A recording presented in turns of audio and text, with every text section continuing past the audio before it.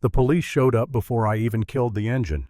Sirens echoing across a quiet lake, a woman filming me from across the road, and a 911 call made over nothing more than me touching my own dock.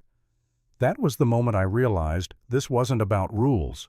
Someone was trying to take my lake. I bought that cabin because I needed quiet. That's the part nobody ever tells you in these listings. They sell you peace like it's guaranteed. Private shoreline, the realtor said. No HOA restrictions on the water, he said. I believed him. I wanted to believe him.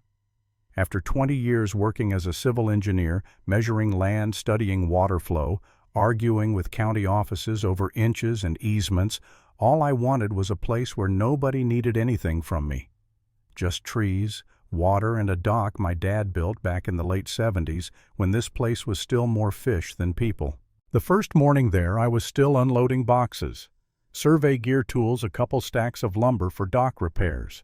I hadn't even stepped inside the cabin yet. Gravel crunched behind me, and before I could turn around, I heard the siren chirp once. A sheriff's truck rolled up like I'd committed some kind of crime just by arriving. The deputy was polite, tired, the kind of guy who already knew how this call was going to end. "Morning," he said. "Got a complaint from the Lakeview Estates HOA. Something about illegal machinery." Illegal machinery. I looked at my trailer. 2 toolboxes, lumber, a flatbed half the county owned. And then I heard her voice. "There, that's him." She stood across the road, stiff as a fence post, phone raised, camera already rolling. Perfect hair, pink cardigan, clipboard tucked under her arm like it gave her authority. Bethany Crowell, HOA president, the kind of woman who doesn't knock, she documents. "That equipment violates Section 4 of our Community Enhancement Ordinance," she snapped. "Industrial tools are not permitted in residential serenity zones." I remember thinking, serenity zone? What the hell is that? I told her calmly, "Ma'am, this is my property. I'm just unloading." She didn't even look at me. She kept filming. He arrived without notifying the HOA. That's another violation. The deputy sighed, checked my ID, looked at my deed, handed it back. "You're good, Mr. Carter. Sorry about this." He meant it. I could hear it in his voice. But Bethany leaned forward and whispered loud enough for everyone to hear. "We'll be documenting every irregularity. This isn't over." The sheriff drove off. The dust settled. She stood there a moment longer, still filming like she was waiting for me to mess up. And that was the first time it hit me she hadn't stumbled onto me. She'd been watching. The next morning there was an envelope under my windshield wiper. No stamp, no signature, just a red HOA logo and the words "Urgent Notice." Inside was an invoice. Lake access fees, $240, due immediately. I laughed, out loud. My deed was sitting on the passenger seat. Private parcel, full riparian rights, no HOA servitude, no water restrictions, none. Bethany stepped outside her house at the exact moment I finished reading it. Same outfit, same smile that didn't reach her eyes. "I trust you received the notice," she called across the road. "It's not valid," I said. "My deed doesn't mention any lake fees." Her smile tightened. "Lakeview Estates expanded shoreline authority 2 years ago. That's not how state law works," I said. She blinked. Just once. A crack barely visible. Then she straightened. "If you don't comply, I'll be forced to escalate." Escalate. Like it was a button she'd been waiting to press. By afternoon, another notice showed up. This one taped to my cabin door. Unauthorized shoreline activity observed. Lake access suspended pending compliance. Suspended. From water I owned. I walked down to the dock and found a laminated sign hanging crooked on one of the posts. HOA notice. Private water. Authorized members only. That's when Ben showed up. Neighbor mid-50s, work boots, ball cap pulled low. He didn't come close. He stayed back like proximity itself could get him in trouble. "She does this," he said quietly. "Calls the sheriff over nothing. Charges people fees she can't legally charge. Folks pay just to keep the peace." "How many?" I asked. "Too many," he said.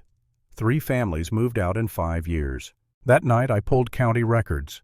Parcel maps. Shoreline overlays. There was nothing. No HOA water authority. No easements. No revisions. Nothing. Either Bethany didn't know the law or she knew it perfectly and counted on nobody else checking. The next notice came with a red stamp. Final warning. Non-payment will result in lien review. Lion. That word hit harder than anything else. That's when anger started bleeding into something colder. Fear. Because I'd seen this before in other projects, pressure applied slowly, legally, vague, designed to make people fold without a fight. I went to her house. Knocked. She opened the door like I was an inconvenience. I told her she was issuing fraudulent notices. I told her the law didn't support her claims. For just a second, panic flashed across her face. Then she recovered. "You will follow community rules," she said. "If you don't want problems, pay the fees." I walked away knowing something important had changed. She wasn't bluffing. She believed she could break me. Over the next few days, it got worse. Every time I stepped toward the lake, her curtains moved. Every time I lifted a tool, her phone was up. Sheriff calls stacked up. Unauthorized shoreline modification. Environmental hazard. Community safety risk. One deputy pulled me aside and said quietly, "She's filed 6 complaints in 3 days. This isn't normal." That night I sat on my porch and seriously thought about selling, just walking away. I wondered if maybe I was wrong. Maybe I'd missed something. Maybe I was the problem. And then I remembered my dad standing on that dock teaching me how to tie knots, how to respect water, how land mattered. And I realized if I left, she'd do it again, to the next person, and the next. That's when Sarah Whitfield showed up, land rights attorney, sharp eyes, no nonsense. She spread my documents across the table and stopped halfway through my deed. "You have full riparian rights," she said. "They can't touch your shoreline, not legally." Then she frowned. "And these notices? There are no legal citations. This is intimidation by formatting." She pulled up county maps and froze. There is no HOA water authority. None. Zero. The silence Bethany had gone into suddenly made sense. She wasn't backing off. She was recalibrating. 2 days later, an orange notice appeared. Claimed my dock encroached on community water frontage. Referenced a revised shoreline map from 2021. I drove straight to the county office. The clerk checked. There was no 2021 map. The HOA's version was fake. When Sarah saw it, her voice went cold. "This is fraud. We filed for an injunction." And that's when Bethany called 911 again, claiming I was aggressive, claiming I was a threat, filming like she was building a narrative. The hearing happened fast, emergency fast. The judge didn't smile. He didn't entertain her binders full of nonsense. He asked one question she couldn't answer. "Where is your legal authority?" She had none. The ruling came down clean. The HOA had 0 lake rights. All enforcement stopped immediately. The signs came down. The fees were frozen. Her fake empire collapsed in one sentence. She didn't scream. She didn't cry. She just sat there staring at a map that had finally betrayed her. When the deputies removed the last HOA sign from my dock, I felt something lift, not relief exactly. More like the absence of pressure I hadn't realized I'd been carrying. I stood at the end of the dock as the water moved the way it always had. Honest. Unclaimed. Bethany didn't own the lake. She never did. She just counted on nobody pushing back. And that's the lesson: bullies don't stop because they're wrong. They stop when someone proves it.